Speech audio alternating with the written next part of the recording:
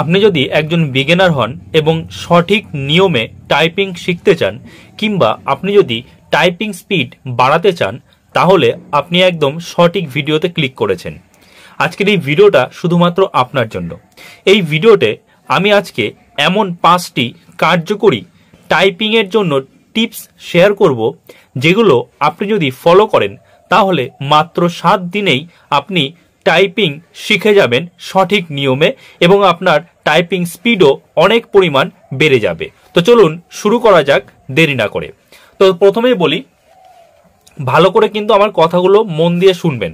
Typing করার জন্য অনেক রকম টিপস শুনেছেন, কিন্তু আজকে যে টিপসগুলো আপনাদের দেব সেগুলো কিন্তু একদমই আলাদা, একদম কার্যকরী টিপস।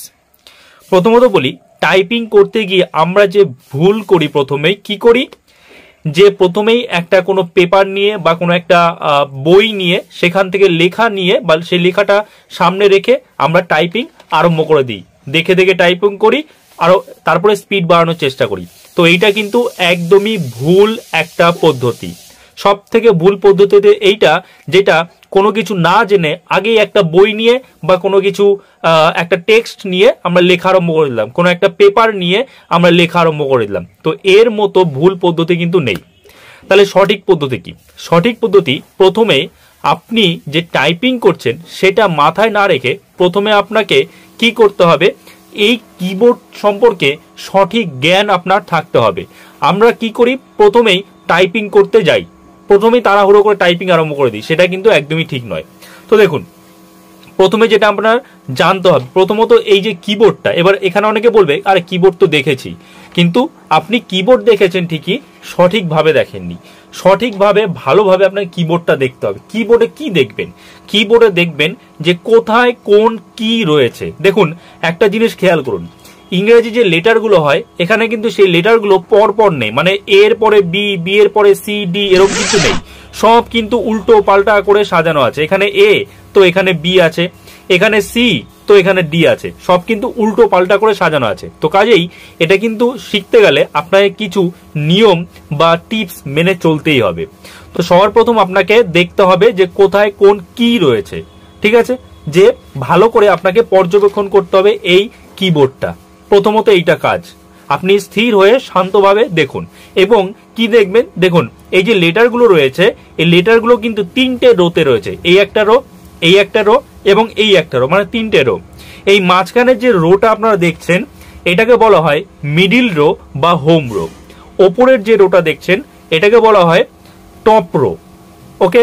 আর যে নিচে যে রোটা রয়েছে সেটাকে বলছে বটম রো। বোঝা গেল? আই হোপ আপনারা বুঝতে পারছেন। তো এই যে টপ রো, মিডিল রো এবং বটম রো, এটা আপনাকে একদম মুখস্থ করে ফেলতে হবে। টপ রোতে কি কি জিনিস আছে, কি কি লেটার আছে, P O I U Q W E আর।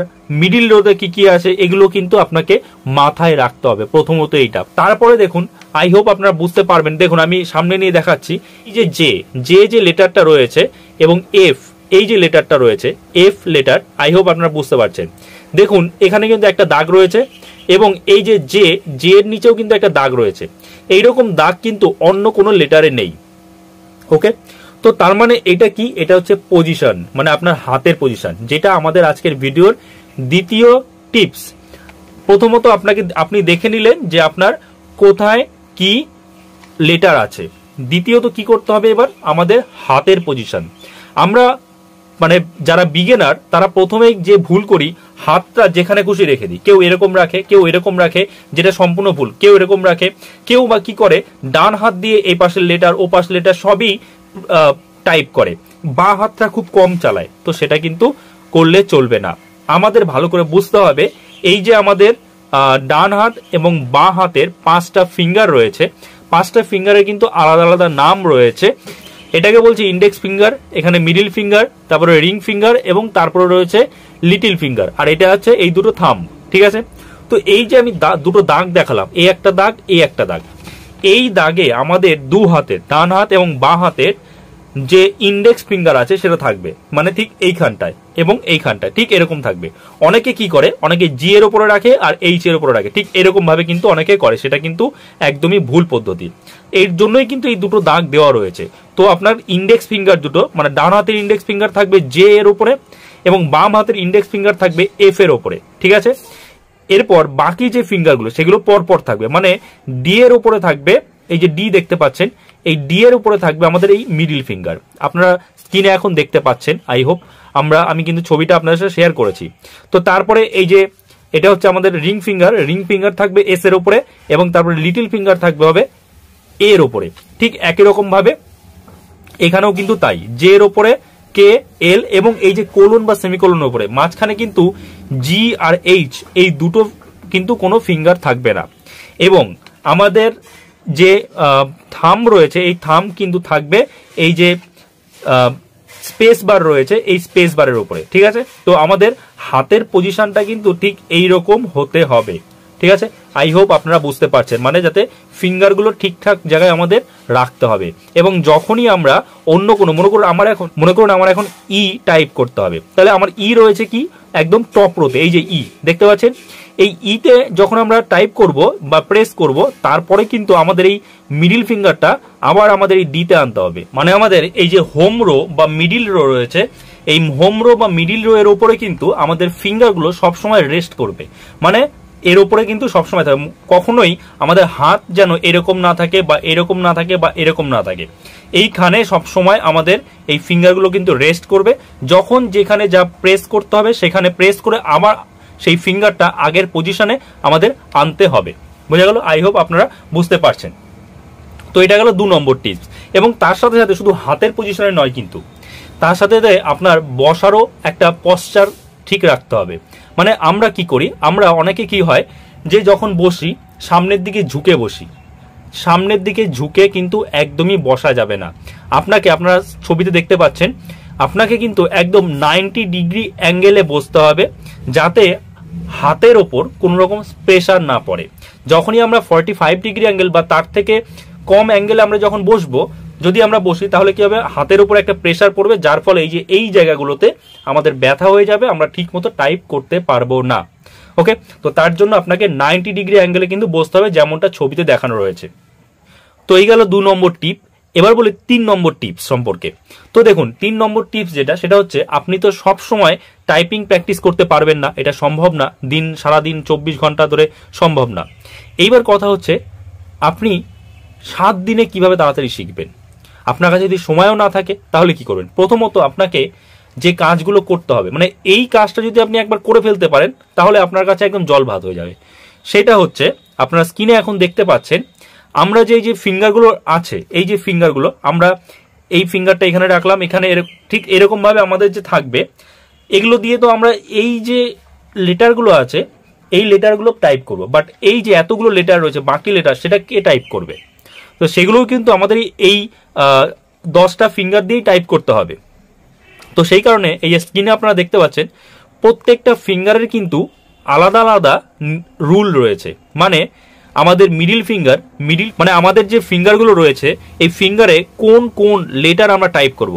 মানে এই যে ইন্ডেক্স ফিঙ্গার, এই ইন্ডেক্স ফিঙ্গারের কিন্তু কিছু নির্দিষ্ট লেটার আছে, সেই লেটারগুলো শুধু আমরা ইন্ডেক্স ফিঙ্গার দিয়েই টাইপ করব। আপনারা স্ক্রিনে এখন দেখতে পাচ্ছেন যে বাম হাতের যে ইন্ডেক্স ফিঙ্গার রয়েছে সেটা হচ্ছে বি, ভি, এফ, আর, টি। মানে আপনি যখন প্রথমবার করবেন তখন আপনার একটু সমস্যা হবে।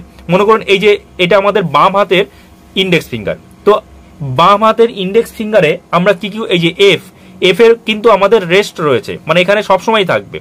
তো এছাড়া আর কি করতে পারবো আমরা, বিতে প্রেস করতে পারবো, ভিতে প্রেস করতে পারবো, তারপরে আর এবং টি। এই যে লেটারগুলো, এগুলো আপনাকে মনে রাখতে হবে, মানে কোন কোন ফিঙ্গারের আন্ডারে কোন কোন লেটার রয়েছে, যে এই ফিঙ্গার দিয়ে আমি শুধুমাত্র এই কটা লেটারই টাইপ করব। মোটেই যখন আমার মানে প্রথম কি হবে, প্রথম হবে আপনি মনে করুন এফ এ রয়েছে, আপনি যখনই ভিতে আসতে যাচ্ছেন তখনই দেখা গেল আপনার এদিকের কোনো ফিঙ্গার প্রেস হয়ে যাবে, মানে টাইপ হয়ে যাবে, সেখানে হয়তো এস টাইপ হয়ে গেল, বুঝা গেল?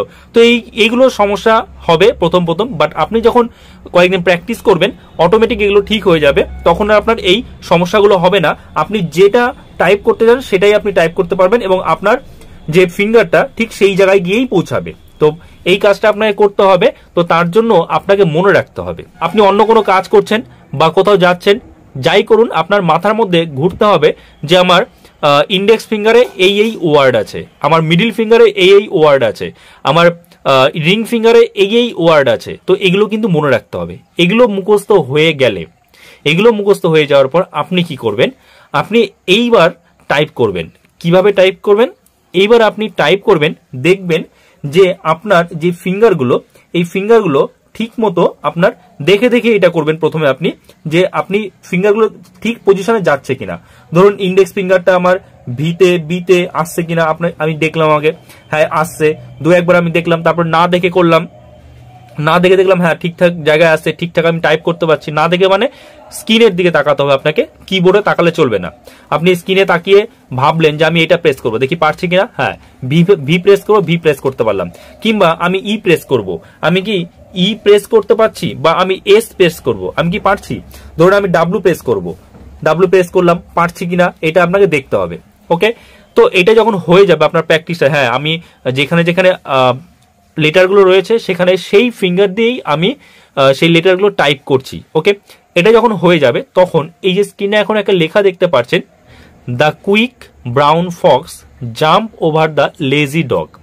আপনারা এই লাইনটা প্র্যাকটিস করবেন, এই লাইনটা বারবার প্র্যাকটিস করবেন, এবং আপনি দেখবেন যে কত কম সময়ে আপনি এটা করতে পারেন। কারণ এই যে লাইনটা, এই লাইনটার মধ্যে কিন্তু এ থেকে জেড পর্যন্ত প্রত্যেকটা লেটার রয়েছে।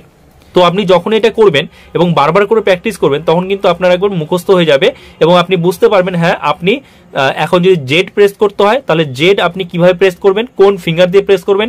যদি এ প্রেস করতে হয় বা এ টাইপ করতে হয় তখন আপনি কোন ফিঙ্গার টাইপ করবেন, সেটা কিন্তু অটোমেটিক আপনার এই লাইনটা প্র্যাকটিস করতে করতেই হয়ে যাবে। ওকে, যখন আপনি দেখবেন যে এই লাইনটায় আপনার কোনো রকম ভুল হচ্ছে না এবং আপনি অনেক কম সময়ে এই লাইনটা টাইপ করতে পারছেন, তো তার মানে এটাই যে আপনার যে ফিঙ্গারগুলো, সেই ফিঙ্গারের আন্ডারে যেই যেই লেটার আছে সেই লেটারগুলো আপনি সঠিকভাবে টাইপ করতে পারছেন। তো এরপরে কি হবে, এরপরে আপনি যে বই বা কোনো পেপার দেখে টাইপ প্র্যাকটিস করতেই পারেন। ওকে, কিন্তু প্রথমেই এটা কিন্তু করা যায় না, প্রথমেই আপনি বই নিয়ে আপনি প্র্যাকটিস করবেন এটা ঠিক নয়, কারণ সেক্ষেত্রে আপনি ভুলভাবে প্র্যাকটিস করবেন, ঠিক না। তো ভুল পদ্ধতিতে প্র্যাকটিস করলে তো আপনি টাইপিং শিখতেই পারবেন না। আর এবার আজকের ভিডিওর একদম লাস্ট যে টিপস, মানে 5 নম্বর টিপস, 5 নম্বর টিপস হচ্ছে প্র্যাকটিস। আপনাকে শুধু প্র্যাকটিস প্র্যাকটিস আর প্র্যাকটিস করতে হবে। আপনি যত প্র্যাকটিস করবেন, কারণ টাইপিং কিন্তু একটা স্কিল, আর স্কিল যদি আপনি ডেভেলপ করতে